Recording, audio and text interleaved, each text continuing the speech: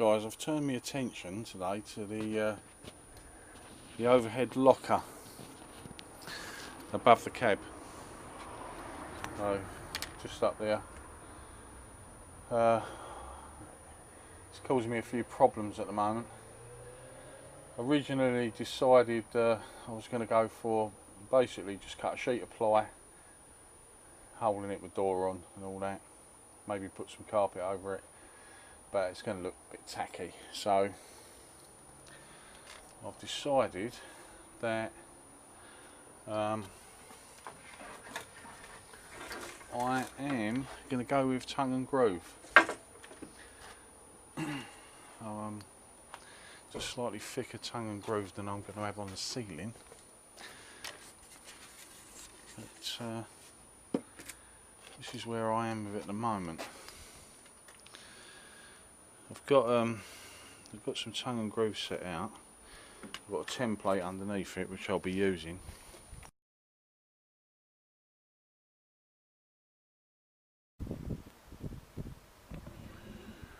Right, well, finally got it cut in up there. You can see it.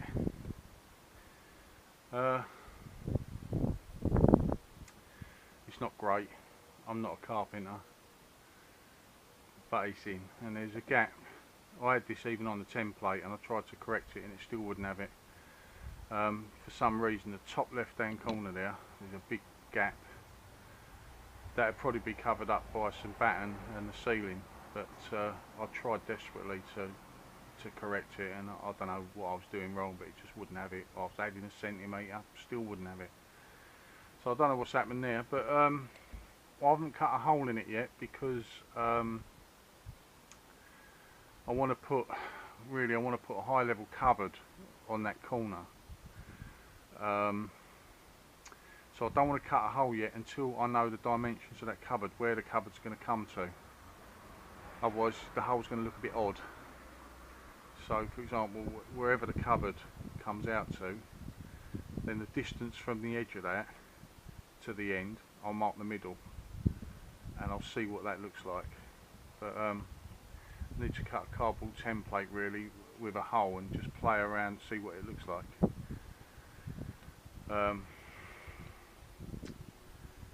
So yeah, so far so good. Took me a lot of trimming, in and out of the van, trimming and cutting, trimming and cut. It's got to be sanded down. But that's a big bit I wanted to get done, so that's really good. Happy days.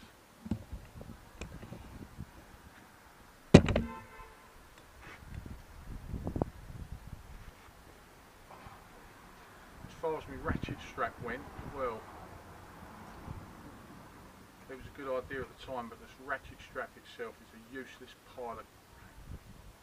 It's a draper, bought it from Tool Station. It's only £5.5, but it's not the point. It's a ratchet strap and it's supposed to work, and it is absolutely, it just keeps getting jammed. It's an absolute pile of crap. So do not buy a draper ratchet strap. They are useless. So that's my bit about ratchet straps anyway. Eventually I did manage to pull the bolts together. I've got to go out, I've put some battens on the back to hold all the panels together, but I've got to go and get some wood glue. And then when I decide where the hole's going to go in the top, I'll cut the hole out and I'll put battens all around the inside of the hole to strengthen the hole up, and not that it really needs it, but you know, just give it a bit more strength. And then some battens around the outside on the other side of the fascia. So,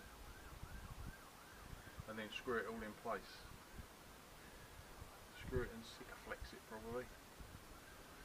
But yeah, that was quite a big job because everything is quite dependent on that. Well, not everything, but a lot of things are dependent on that being in place.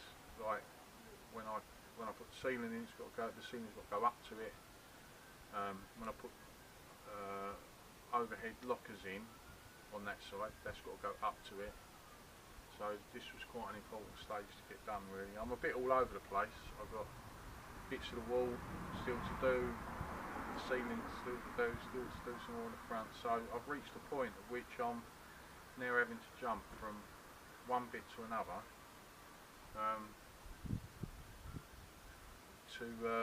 like I have to do one bit that enables me to do another bit, if you know what I mean. But yeah, if it's not been 35 degrees, it's been raining. So, but I will be soon because my my roof vent arrived, so I will be putting that in soon. If I get a bit of dry weather, it's going to pour down rain in a minute. So I'm going to have my cup of tea, have a vape, and see you all next time. Right, overhead locker insulation. I need to insulate this front, but I've tried with a thick insulation. It's just not going to have it. It's too rigid. This bows in about 3 different directions, and I've tried it. It's a nightmare. So I've ordered some thin insulation. It's like a foam with a sticky back on it, so it's going to be much easier to put in. And should be alright just for up here. It's only just stuff some bedding and towels and things in up here. So and I've been working on the front. The fascia bit that is turning into a nightmare. And it's a bit annoying because I'm spending a lot of time on this, trying to get this front right, trying to get it cut, trying to get glued together, trying to fit it properly, trying to cut all the edges right, getting the insulation in. I'm spending a huge amount of time on this for very little benefit, and that's the problem really. But it's got to be done. It's something that's got to be done. I could just leave it like that really, chuck stuff up there, but I'm going to neaten it up if I can. Right, let's crack on, get some insulation done. Well, I've had some van milk. This is the insulation I was just mentioning. Just like a foam with a sticky back on it, and I'll see how I get on with that. You can always double it up if it's not good. So let's get that. Let's get it cut. See how we get on. I didn't film the installation of the foam, that 10mm foam, and it's a good job I didn't, because the language that came out of my mouth would not be able to go on YouTube. What a nightmare. That is never coming off of there, ever.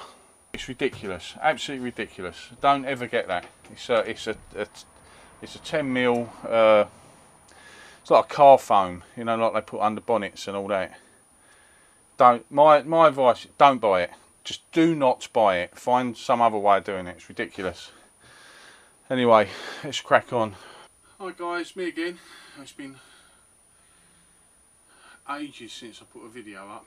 I've not done anything to the van really for a couple of weeks because I've been trying to sort the house out, getting rid of so much stuff, filling up skips and trips to the tip and all sorts of stuff.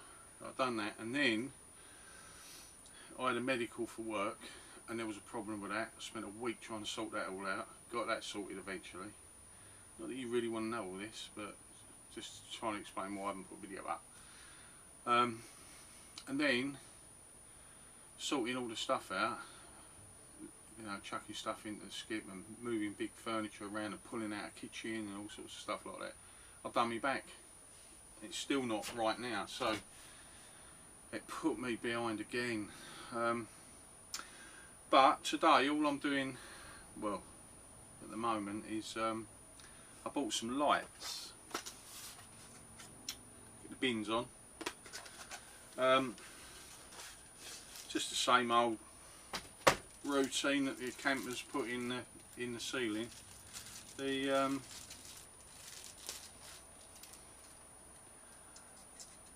old LED spotlights. So what I'm going to do now is I've rigged up a really crude wire from my battery, in the van battery, to try and test them. But in order to do that,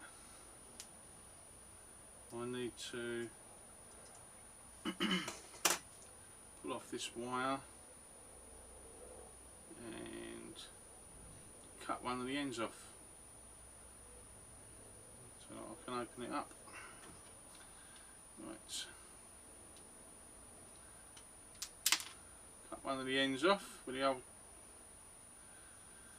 trusty wire cutters. One, two.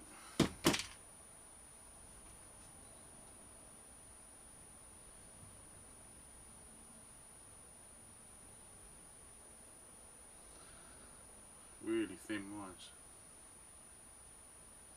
Now I'm not quite sure whether it doesn't matter whether it's positive or negative, but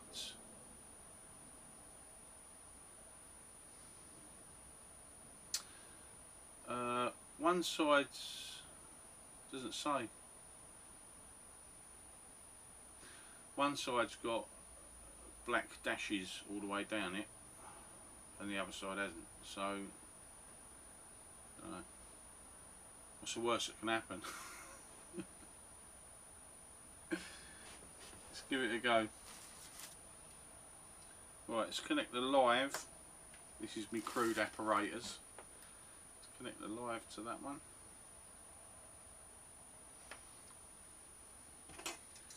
Plug the light in.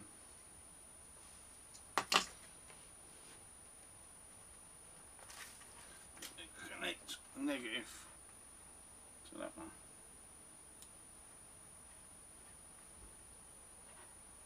Nothing.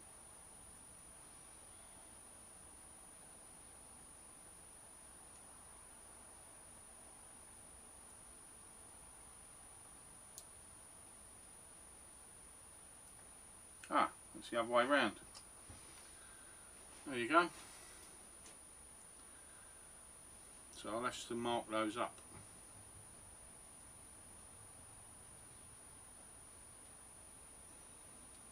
There you go, it's quite bright, isn't it? Right, that's me crude wire testing. So if I take that connection out now,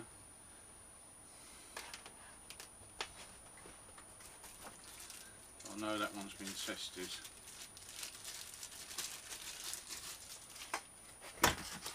I bought six in total. Don't know if I'll buy another couple. I didn't know whether to go for 6 or 8. But yeah, I bought 6. I know that one's been done. That can go back in.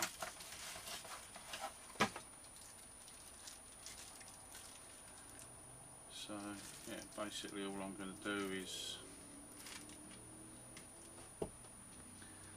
connect each one up. It's working. It can go in.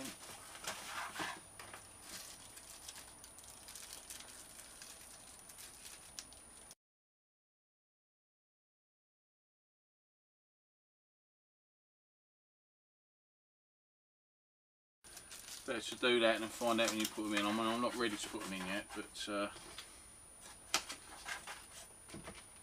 you know, when you're sort of sitting around not being able to do very much, you sort of think about what you might need, stuff to order. So that works very well. So there's one more thing I want to test. It's a big thing. Have a look at this. I've got van mail. Maxxair Fan Deluxe. So here's the puppy. The Maxxair Fan.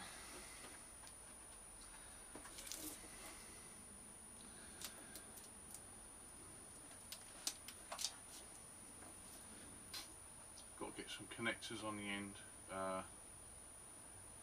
when I wire it in. But for now, because I just need to test it,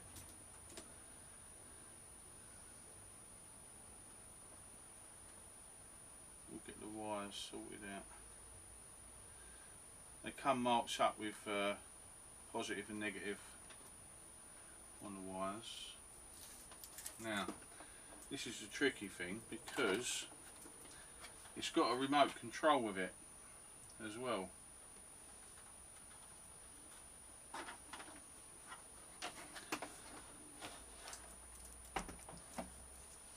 I'm just going to test.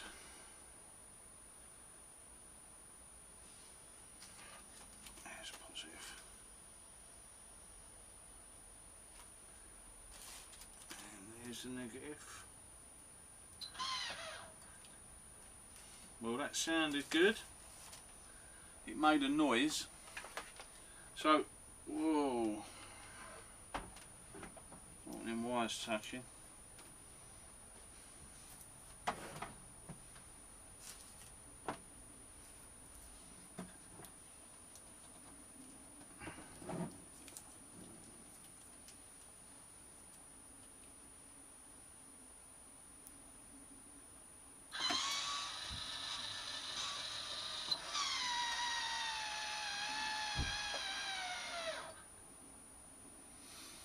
It's good enough for me.